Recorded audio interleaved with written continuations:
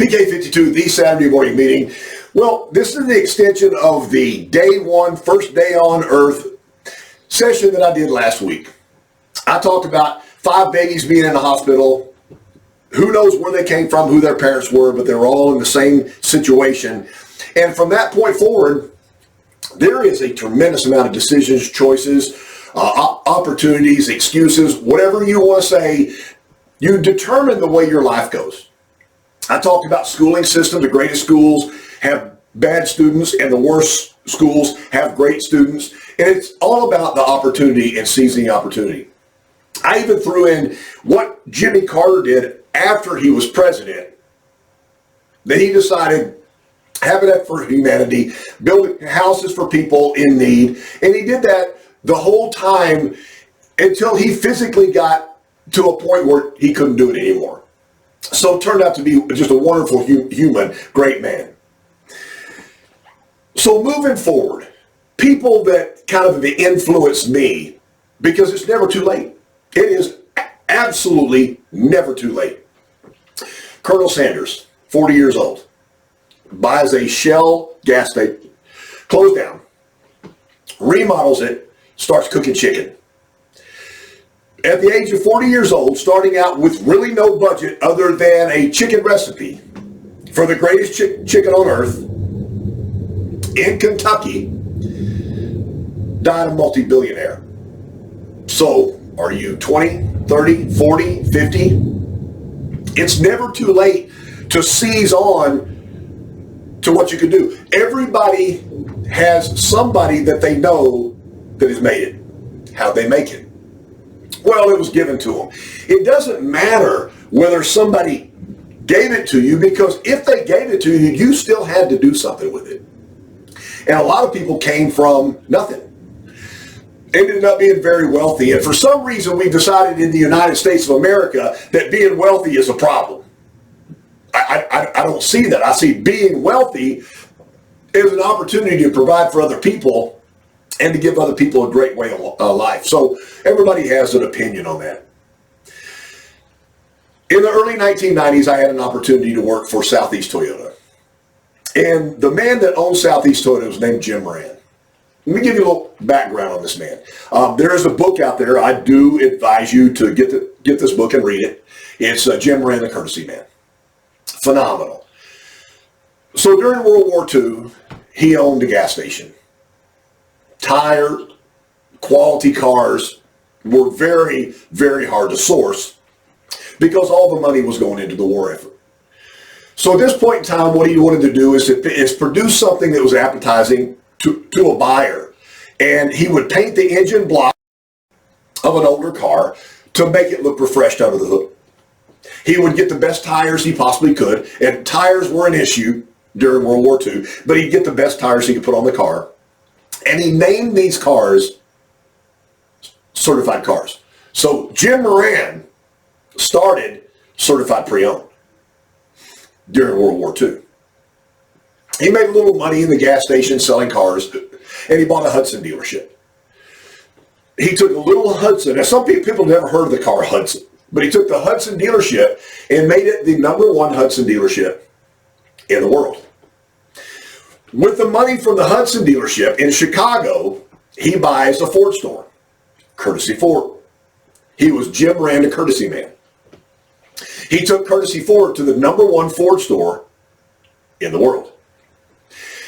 He also figured, how do I get my information out to the population of the Chicago and surrounding area to buy Fords from Courtesy Ford? So he started bringing local celebrities, athletes, different people, politicians and everything. And he would do a live telecast from the store for an hour every weekend. He was the first person in the automotive space to do an infomercial. So he created the automotive infomercial. Now there's podcasts. Maybe Jim Moran is the father of the podcast. So he worked so hard and built this giant empire in Chicago.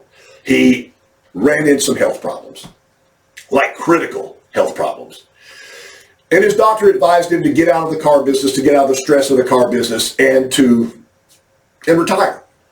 So he sells courtesy Ford. He moves to Florida and as an activity, starts to swim. He became an avid swimmer. Health turned around. He got bored. So what he did was he bought a Pontiac store down in South Florida. It was called J.M. Pontiac. J.M. Pontiac became the #1 Pontiac dealership in the world. During this time, and I don't know the dates, Toyota was making a push in the United States to distribute Toyotas all over the United States. Started out in California and started sweeping east. And somehow, some way, Mr. Moran became the distributor for the 5 states, Florida, North and South Carolina, Alabama, and Georgia. So put it this way, the biggest region in the United States for volume Toyota sales was owned by one man. He made money on every single Toyota that was wholesaled and sold from those 5 states. He became the #1 Toyota distributor in the world. There was a car company that was introduced in 1989. The models were 1990s, and it was called Lexus. So Jim Moran decided, I think maybe I need a Highline store. Let me get a Lexus store. So we opened JM Lexus and became the #1 Lexus store in the world. There's so much that I'm leaving out about what this man did. I don't know that he ever touched anything that didn't turn to gold, but he never forgot his people. Let me tell you something. I went to Christmas parties with this man who could name every associate working with all of his companies by name, usually knew the names of the spouses and their children. What an amazing person. So this is a guy that came from a gas station, a filling station, who became a multi-billionaire and made sure the people around him had opportunities they never knew they could have. So what I'm telling you, that it doesn't matter who you are or where you came from. You become your own worst enemy.